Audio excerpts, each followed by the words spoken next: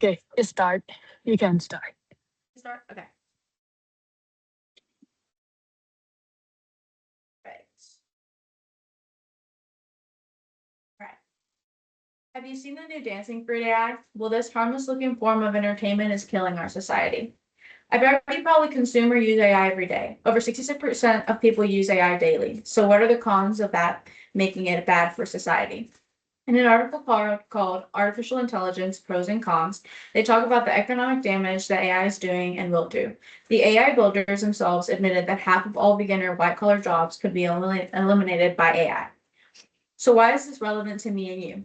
One day you will be looking for a job, or maybe you already have one, and the industry will not be as open as it once was. Seeing AI may replace humans in many jobs. I'm currently enrolled in college and will be looking for a job in a couple of years, but by then, who knows if I will even be needed. On top of that, AI has become an outlet for many students to do schoolwork and not have to actually use what we've learned to do assignments. I have fallen victim to wanting to use AI to get schoolwork done because I do not want to do it sometimes. I'll be searching the job market in a couple years, so this is why this is affecting me. Ethically, AI has shown it can be biased towards certain groups, which means in a way AI can be racist. I do not agree with that since I am a Hispanic woman. Artificial intelligence is harming our society in many ways. Okay. Artificial intelligence is replacing workers due to lack of needs AI has, unlike humans. AI does not require bathroom breaks or have hunger like humans do, making them more appealing to companies. Along with that, AI doesn't require salary or have emotions companies have to provide and work with. With that, we see that companies do not have to pay workers and save money, and the workload will be reduced and more efficiently done since no breaks are required. Garnet explains that AI systems improve companies are more likely to replace human labor with automated services to maximize productivity. This shows that many people entertaining the workforce may struggle to find jobs because companies will prefer AI over human workers. Now that we have looked at how AI is affecting jobs and the economy, another major concern is the ethical problems that come with it. Artificial intelligence raises serious ethical concerns, including the bias and privacy issues. Ethically, AI has shown it can be biased towards certain groups, which can lead to discrimination. According to Garnet, AI systems can reflect the biases of the data they are trained on, which can result in unfair treatment of certain racial or social groups. This is concerning because it shows that AI is not always neutral and can reinforce real-world inequalities. Another ethical issue is privacy and the misuse of personal data. AI systems collect and store large amounts of personal information, which can be accessed or misused without the user's knowledge. This creates risk for individuals because their private information can be exposed or used in ways they did not consent to. Along with that, AI systems can act unproductively and make decisions that humans may not fully understand. According to an article from Infobase, AI systems can experience issues like hallucination, where they generate false or misleading information. This makes it dangerous because people may trust incorrect information generated by AI without realizing it's wrong. Not only does AI affect jobs and ethics, but it is also changing the way people think and behave in everyday life. AI is negatively impacting critical thinking and society as a whole. Many people are becoming overly reliant on AI, especially students. As mentioned in my research, students are increasing using AI to complete assignments instead of doing the work themselves, which reduces learning and effort. This shows that AI is making it easier for people to take shortcuts instead of developing real skills. AI is also contributing to the misinformation and confusion in society. According to another article from Infobase in 2025, AI has been linked to spreading incorrect and misleading information and based decisions on it. Over time, this reliance on AI can weaken critical thinking skills. When people depend on AI for answers, they are less likely to question information or think deeply about problems. This affects society as a whole because it creates a population that is less informed and less capable of independent thinking. After looking at the economic, ethical, and societal impacts, it is clear that AI is doing more harm than good if left unchecked. In conclusion, AI is harming our society in multiple ways. It is replacing human jobs, creating serious ethical concerns, and reducing critical thinking among individuals. While AI may seem helpful and convenient, the long-term consequences show that it can negatively impact our future if we rely on it too much. Because of this, we should take steps to limit our dependence on AI and make sure we are still thinking, learning, and working for ourselves. If we do not take action, we may end up in a society where humans are no longer capable of necessary thoughts as we once were. Okay. That's it for mine. Thank you. Mhm. Awesome. Good job. Thank you. Okay, I'll go. Let's see here. Lost my place. Okay. So between March 20th and September 18th of 2020, during the COVID pandemic, researchers seized an opportunity to sorry, I lost my place. They offered cash advances to over 1.2 billion people to help mitigate a financial crisis during the COVID-19 pandemic. Researchers seized upon this unprecedented opportunity to examine the effects of a universal basic income worldwide. Using data from countries like Kenya, which already use a universal basic income even before COVID, these countries were used as a control so that they could see how other countries operated in different ways, in different cultures, using a universal basic income. So imagine receiving a monthly stipend just for being a citizen, no strings attached, no stipulations on how it should be spent, and no bureaucratic red tape. Everyone receives an income, a form of income, just for being a citizen. Universal basic income is necessary to maintain economic security, and it is also beneficial to society. So after my extensive research reviewing both the pros and the cons of the universal basic income, I have noticed that the majority of experts agree that it is something that needs to be implemented, and a reasonable discussion for Americans is long overdue. So it's my intention to address the common myths and misconceptions regarding the UBI and to call to attention the benefits that a UBI has repeatedly shown. There are, of course, challenges that a universal basic income must face, namely where the money will come from. Many also criticize it for if you let people receive free money, are they going to want to work? And then lastly, how are they going to be spending the money? All of these points are why UBI naysayers purport to be the biggest reasons why UBI would be a bad idea. However, it's my conclusion that we as a country can no longer afford not to create some sort of income assistance program for the American people. And that these arguments, while valid, are no longer the last word in the discussion, especially with AI coming onto the scene and taking jobs. There needs to be more discussion about taking care of American citizens who are put out of work. The biggest and most obvious argument is, where will the money come from? Experts estimate that anywhere between $2 to $4 billion would be the cost. And many things need to be considered as far as, would families be receiving it just as one lump sum per family, or will everyone over the age of 18 get it, or will it be based on family size? So there's many different aspects of how the American people should decide to use it. And then the second is, where will the money come from? Even if you add together every dollar spent in all of the social programs and try to redistribute it, it wouldn't be enough.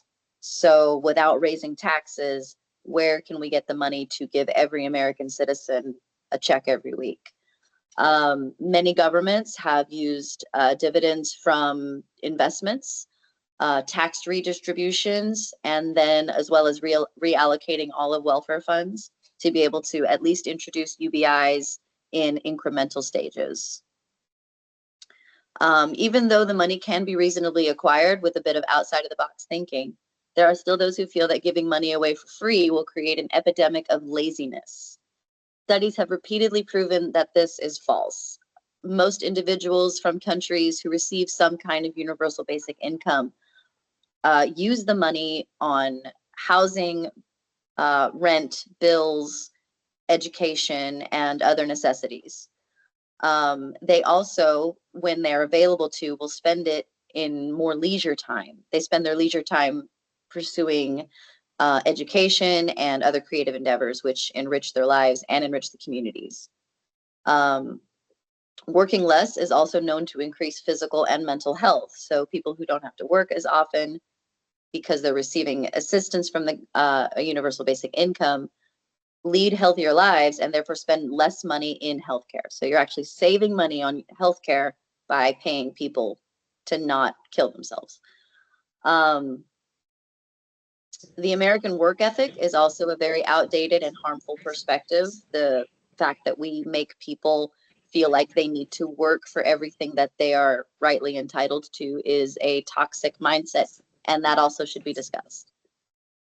Especially with the rise of AI to create a gap in the workforce, it's irresponsible of leaders to ignore a crumbling workforce without some sort of salary in place to protect and care for the people who are put out of work by them. There are companies like Y Contributor who are already working on this for their own community. They implement AI and new machinery and new tech and have put a lot of people out of work and have been working to help mitigate those losses for their own people in their own communities. So it's pretty cool of them.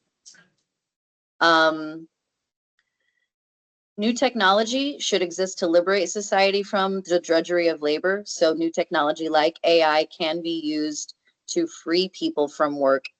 However, that does mean that our government needs to change its way of how labor is viewed in this country.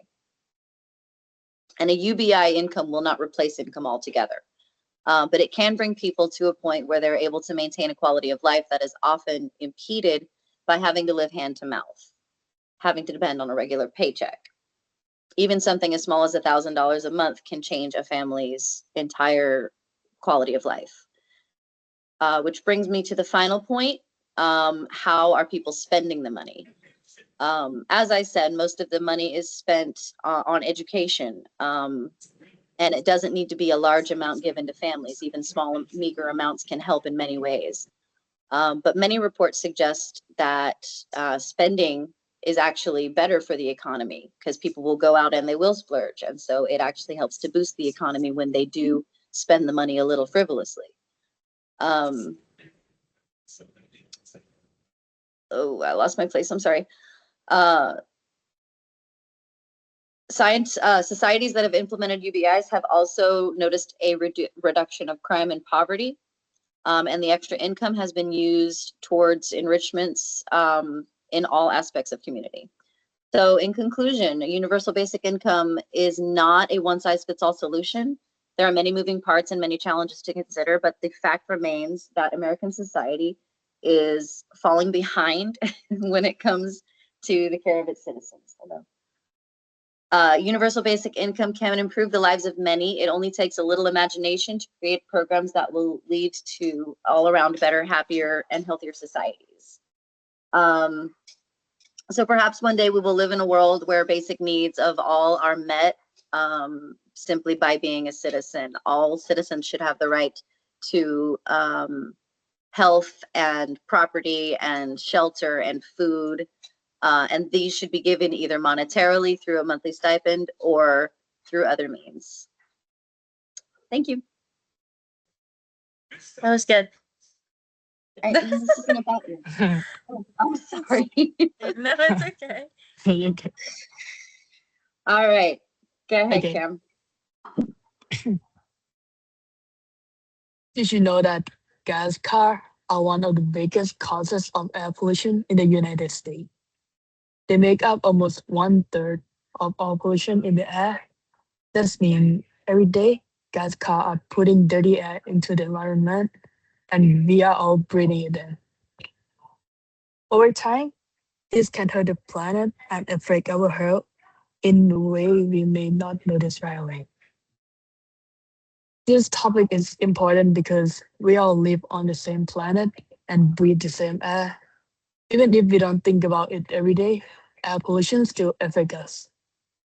Cleaner air means fewer health problems, a better environment, and a healthier future for everyone.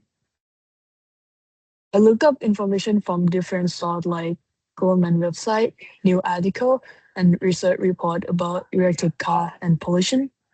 I also learned how other countries are trying to reduce gas car use and switch to cleaner transportation. So today I'm going to talk about why the government should help people switch to electric car faster. This is important because it can help reduce pollution, protect people's health, and reduce gas use. First, I'll talk about the problem caused by gas car. Next, I'll explain why electric car are a better choice. And the last one, I will talk about how the government can help people make the switch faster. So let's start with the problem.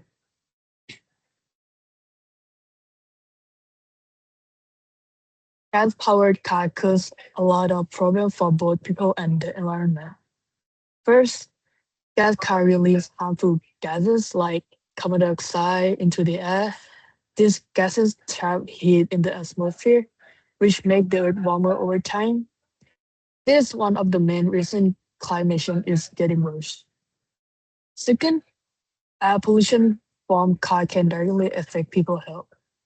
Dirty air can cause breathing problems like asthma, coughing, and trouble breathing. This is especially bad for kids, older people, and people with health issues. Even healthy people can be affected if they are exposed to pollution for a long time. Gas can also harm the environment in other ways. They contribute to stronger storm, rising sea level, and hotter temperature in many places. This change can affect farming, home, and daily life. Another big problem is that gas is not unlimited. It comes from fossil fuel, and we are using it really quickly. If we keep depending on gas car, fuel could become more expensive and harder to get in the future. So overall, gas car creates serious long-term problem for both people and the planet. Now, let's talk about a better option. Electric cars are much better choice for the environment and for health. First, electric cars do not produce pollution while driving. They run on electricity instead of gas, so they don't release harmful gases into the air. This helps keep the air cleaner, especially in busy cities. Cleaner air also means healthier people with less pollution. There are fewer breathing problems and less sickness caused by dirty air. This also means kids can grow up in a safer environment. Second, electric cars can save more money over time. Even though they can cost more at first, charging them is usually cheaper than buying gas. Over time, this can lead to real saving. Electric cars also need less maintenance because they have fewer engine parts. That means fewer repair and less money spent overall. On top of that, electric cars are becoming more popular, so price may go down in the future. So electric cars are cleaner, healthier, and can save money in the long run. But even though they are better, not everyone can switch easily yet. So let's talk about the government role. The government can play a big role in helping people switch to electric car faster. First, they can make electric car more affordable. Many people think that they are too expensive. The government can help by giving tax credits, discount, or money back when people buy them. They can also let people trade in old gas car for electric one. Second, they can make electric car easier to use. One big issue is charging. If there are not enough charging stations, people will not want to switch. In my opinion, building more charging stations is in city and highway would really help. Also, government, school, and business can use electric car more. This help people get used to seeing them and feel more comfortable switching. So, if the government help with cost and charging, I think more people will switch. So, to wrap everything up, gas car cause pollution, health problem, and damage to the environment. Electric cars are a better choice because they are cleaner, healthier, and can save money.